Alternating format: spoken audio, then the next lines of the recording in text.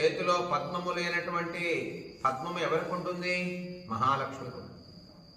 సీత చేతిలో పద్మము ఒకటే లేదు, ఆ లక్ష్మీదేవి కాంతి ఆవిడలో ఉంది, లక్ష్మీదేవి తేజస్సు ఆవిడలో ఉంది, లక్ష్మీదేవి కళ ఆవిడలో ఉంది.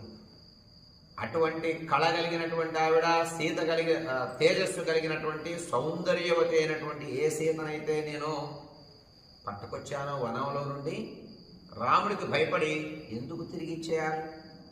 ఎంత తేజస్సు, ఎంత సౌందర్యం సీత.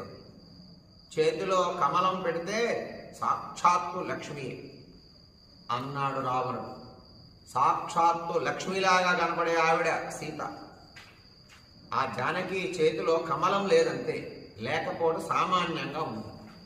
అటువంటి సౌందర్యాన్ని చూసి మోహించాలి, ఆవిడ నాకు కావాలి అనిపించినటువంటి నేను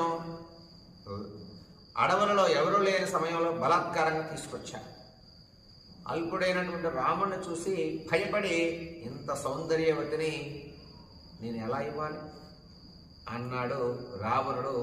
మాల్యవంతుడితో సభలో అందరితో చెప్తూ ఉన్నాడు. అనీయచ